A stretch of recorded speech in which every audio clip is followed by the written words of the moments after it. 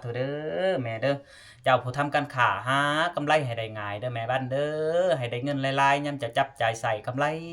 นั่นให้หังมีเจ้าสิค้าอันนั้นหรือว่าค้าอันนี้ให้รวยล้านดอกละลายเด้อแม่เด้อเงินให้ได้เต็มฟองคำให้ได้เต็มพายง่ายได้ขายซื้อจนว่าคนนับถือหน้ายามเจ้าเว้าเจ้าจ้าไผๆก็ถือเสือเด้อแม่บ้านเด้ออย่าได้มีคนเบื่อยามเจ้าเอ่ยปากต้านหวานจ้อยอร่อยหู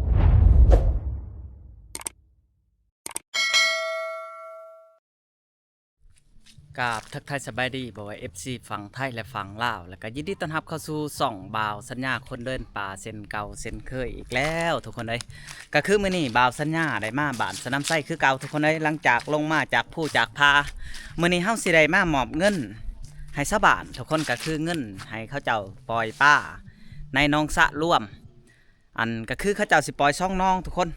น้องละ1 ล้านกีบนะอันนี้ก็จะเป็นเงินแม่บ้านวงซาจาก USA ทุกคนเลย จังได้ก็ขอบมกขอบใจทั้งอีแม่เพิ่นจาก USA จังได้ก็ขอให้แม่บ้านอายุมันควันยืนความเจ็บยาสุดใดความไขยาสุมิสาธุปราศจากโรคภัยไข้เจ็บเด้อแม่เด้อก่อนอื่นเฮาก็สิเข้าไปมอบเงินแล้วก็อัปเดตอันวัดให้เบิ่งทุกคนเลยว่าไปฮอดคันใดแหละนะเพราะว่าทั้งชาวบ้านเขาเจ้าเฮ็ดเองทุกคนมันก็จักซ่าแหน่จังหน่อยบ่คือเฮาให้สร้างเฮ็ดทุกคนคันเฮาให้สร้างเฮ็ดนี่มันจะไวนะแต่ว่าอันนี้ทั้งชาวบ้านกับผู้นึงเคิกแล้วก็ ได้เคิกน้ำกันหมดทุกคนเลยเพราะว่าซุมื้อนี่ก็มันหอดย่ำไหย่ำหน้าบ่าวสัญญาก็เลยบอกเขาเจ้าว่าเฮ็ดไปเลยหอดย่ำได้แล้วก็ย่ำนั่นแหละทุกคนแล้วย่ำได้เฮาก็สิได้อันสังฆทานย่ำนั่นว่าง่ายๆแล้วก็สิมอบวัดมอบว่าให้ครูบาขึ้นเลยนะเพราะว่าเฮาสิเฮ็ดบุญนี่ก็มันยากทุกคนเลยทั้งอีพ่ออีแม่เพิ่นก็มาบ่ได้ซุมื้อนี่ก็คือเฮ็ดนํกันนั่นแหละทุกคนไปก่อนอื่นไปรับชมนํกันเลยทุกคน นี่ทุกคนเขาจะเอาติดบ้านแล้วนะติดบ้านแต่ว่าอันนี้ยังสิได้แกะได้ทุกคนเฮายังสิได้แกะออกเป็นยังจังหวะแกะออกมันบ่งามมันเป็นสีแบบมันติดเลยนะทุกคนเฮาแกะแล้วเฮาสิใส่สีขอบใหม่มันจังแนมเห็นแต่ว่าทั้งแอวนี่เพิ่นยังบ่ทันได้ทาสีเถื่อแล้วก็ยังบ่ทันได้ก่อดินบล็อกทุกคนก่อดินบล็อกเทกันเปื้อนนี่นะเพิ่นยังบ่ทันได้ก่อเถื่อนะแต่ว่าเพิ่นก็เริ่มเล่งเข้าบ้านก็ว่าแมนนี่น็อตยังบ่พอเพิ่นว่าเพิ่นกำลังไปซื้อทุกคนเลยนี่เพิ่นใส่อะไรนี่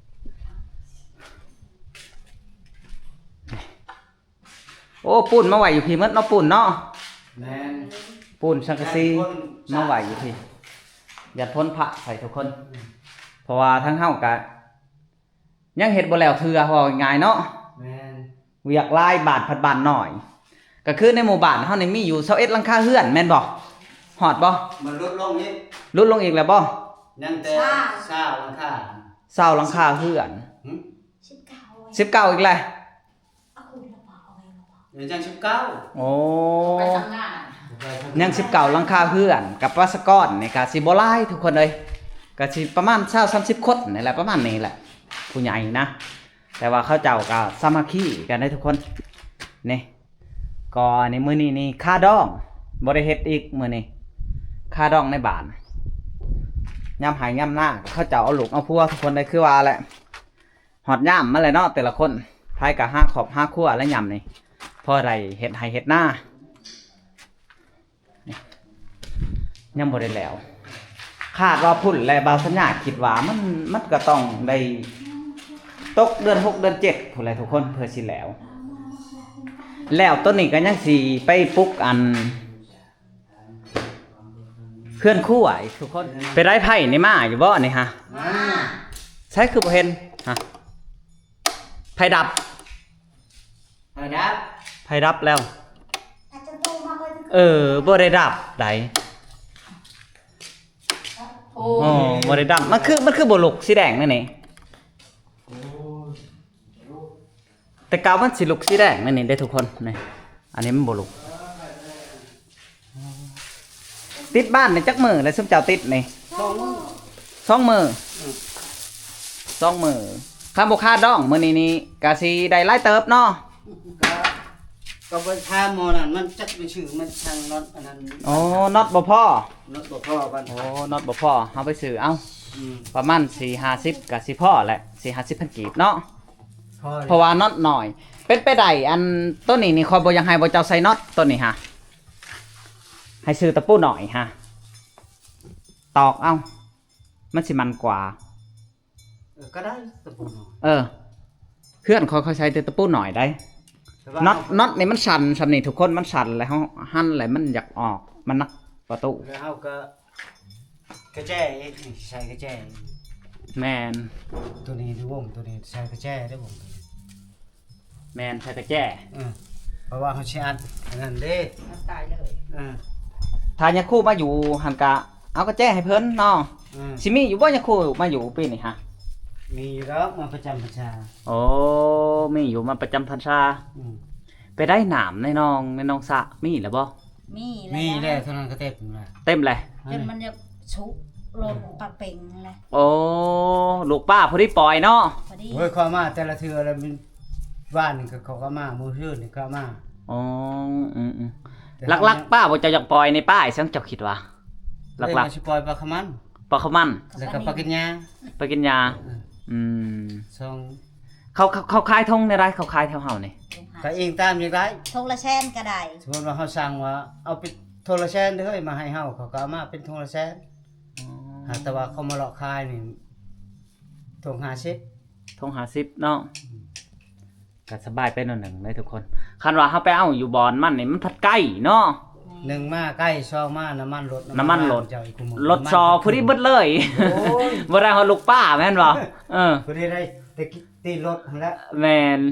ลูกป้าพออยู่เซโนทุกคนเขาเจ้าคายเป็นบ่อนะ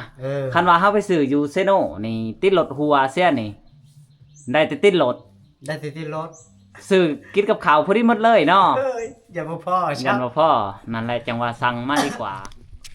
นี่หินนี่ก็ทั้งชาวบ้านก็เขาเจ้ากวาดขึ้นบ่าวสัญญาสิให้เขาเอาดินบล็อกนี่มาอ้อมทุกคนมาอ้อมไว้ดินกับหินนี่ เพราะว่ามันเป็นช่วงฤดูพ้นแหละได้ทุกคนฤดูพ้นเขามาแหละยันมันสุกไปเพื่อเฮาสิหาเงินซื้อได้นี่ก็บ่ได้ธรรมดาได้ทุกคน ก็คือทั้งแม่บ้านเพิ่นก็โอ้ยหมดลายอีแม่เพิ่นทุกคนหมด200ป้ายหลานทุกคนบาทพุ่นแหละสำเร็จเสร็จสิ้นบ่าวสัญญาจังสิสรุปให้พังว่าหมดเท่าใดบ่าวสัญญาก็บอกชาวบ้านทุกคนก็คืออันหลังจากเขาเจ้าเทพอันสิมั่งแล้วอ้อมตีนมันแล้วนะก็ยังให้เขาเจ้ามาเทนำมาราดนี่ทุกคนนำมาราดนี่ก็ท่านได้เทผืนได้ทุกคนนี่สิเทบอนนี้เทผืนนำมาราดแล้วก็สิให้เขาเจ้ากออ้อมอันนี้อีกแล้วก็ทาสีหลังจากทาสีแล้วทุกคนก็สิไปปลุกอันเพื่อนคั่วบอนหันนะเพื่อนคั่วบอนหันหลังจากปลุกเพื่อนคั่วแล้วก็สิโทรหาเอื่อยเพิ่นทุกคนก็คือเฮาสิได้สังฆทานแล้วก็มอบให้ครูบ้าเลยนะให้เพิ่นขึ้นมาอยู่เลย แต่ว่าทางชาวบ้านนี่ก็คือยัง19หลังคาเฮือนทุกคนลดลงเลยนะเขาเจ้าอันไปหาเฮ็ดเวียกเฮ็ดงานพู้นแหละอยู่เมืองทองเมืองไทยพู้นแหละทุกคนเลยมันเป็นบ้านหน่อยมันเป็นหมู่บ้านหน่อยแต่เพื่อชาวบ้านสิแล้วนี่ก็ยังอีกด้นทุกคนยังอีกประมาณว่าบ่าวสัญญาขาดว่าเดือน6เดือน7พู้นแหละจังสิแล้วก็เอ้ามีแต่ว่ายามได้ก็ยามนั้นแหละทุกคนยามได้ก็ยามนั้นชาวบ้านเฮ็ดแล้วยามได้ก็จังสลองยามนั้นนะก็คือเฮือนครัวนี่สิตั้งบอนต้นไม้จิกฮักนี่แหละทุกคนดินดอนต้นหญ้าก็ยังไล่อยู่ได้ทุกคนก็คือกองดินทรายนี่ก็ยังเก่งเพ่งเลยนี่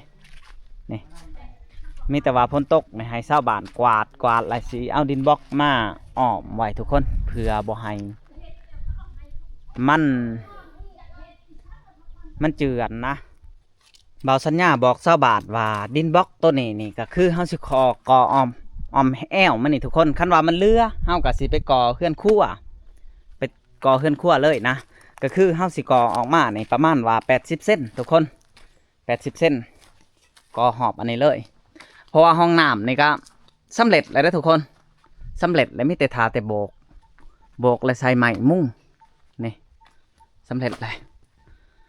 เบิ่งทั้งนี้คือว่าสูงทุกคน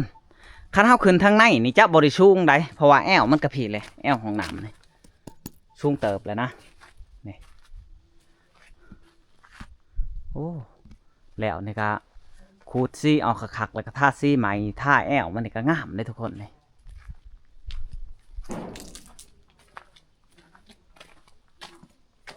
ข คักแล้วบ้านนี้เพื่อชาวบ้านสิเฮ็ดแล้วนี่ทุกคน พอแห้งนะเขาเจ้าเฮ็ดแต่ผู้แหละช่วงเดือนช่องเดือนสามนี่แหละประมาณนี้แหละทุกคน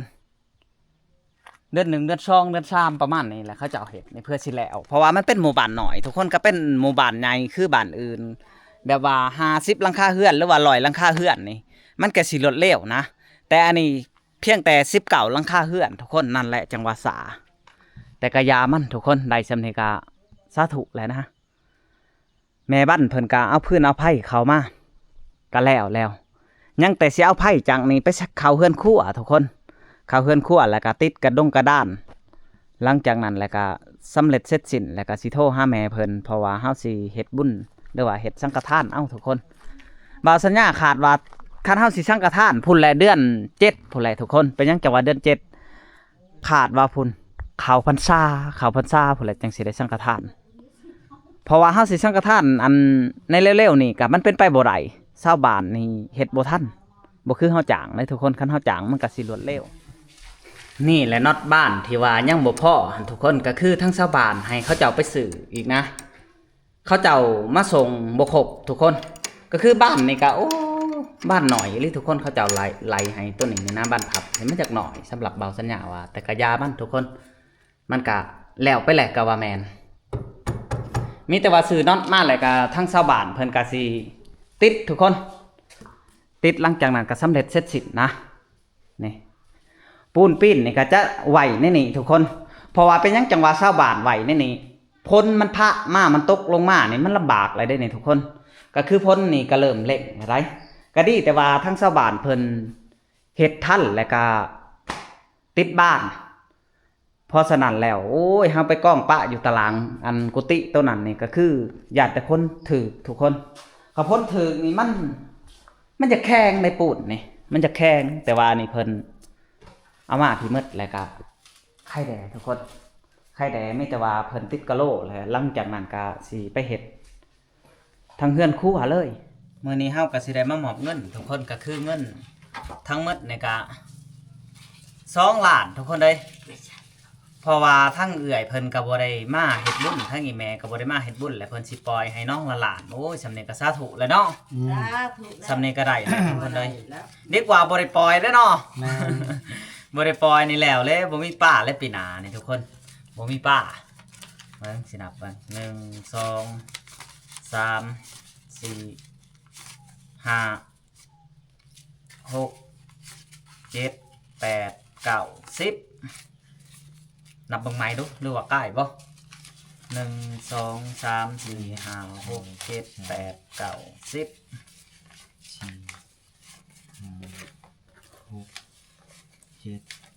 8 9 10 2 ล้าน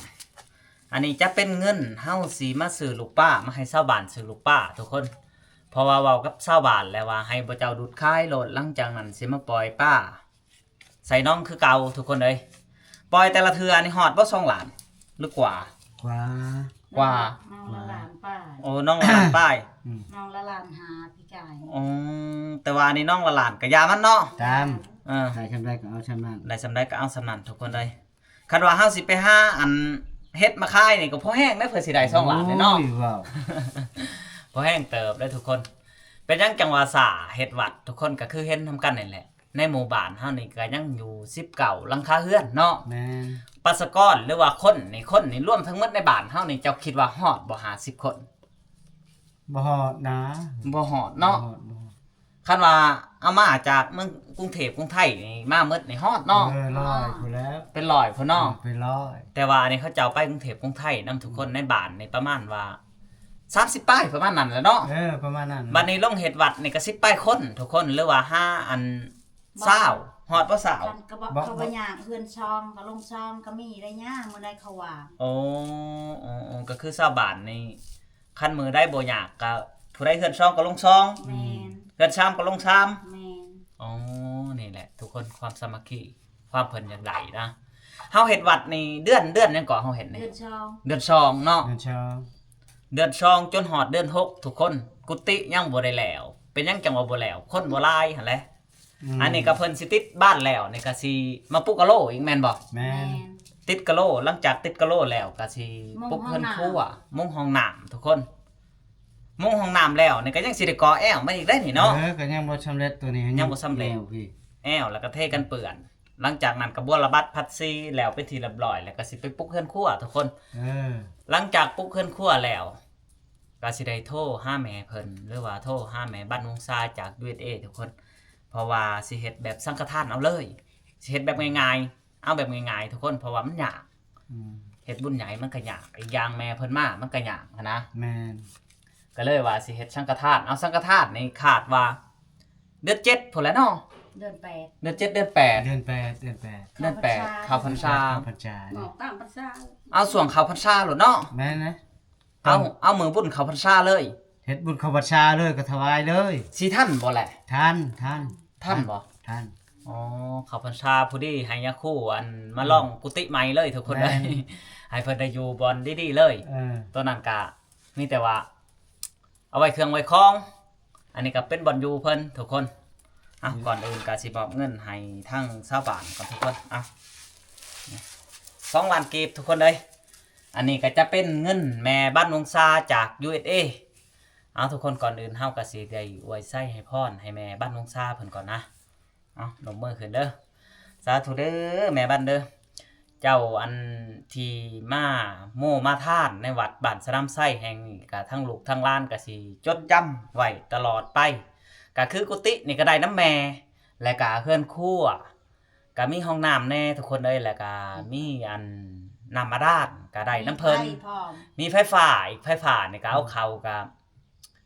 16 ล้าน5แสนกีบเนาะ แม่น แล้วก็มีกงตอกกงเตอร์ก็ได้ย้อนเพิ่นทุกคน ที่แรกหันทั้งแม่บ้านเพิ่นเว้ากับแม่บ้านเพิ่นว่าสิเฮ็ดแต่กุฏิซื่อๆแม่นบ่ แม่น แต่ว่าอันนี้ฮะโหเฮาได้หลายเติบเลยเนาะ แม่น บ่จักพื้นบ่จักไผแล้วก็ ประตูโคงก็แล้วเนี่ย พระกระตูคงแหน่กับเพิ่นก็ซอยแล้วก็ทั้งแม่จากอิตาลีแหน่ซอยทุกคนเอ้ยเอาก่อนอื่นจังได้กาขอให้แม่จงมีแต่สุขภาพเข้มแข็งสุขกายสุขใจตลอดไปสาธุเด้อแม่เด้อเจ้าผู้ทำการค้าหากำไรให้ได้ง่ายเด้อแม่บ้านเด้อให้ได้เงินหลายๆยามจะจับจ่ายใส่กำไรนั่นให้หังมี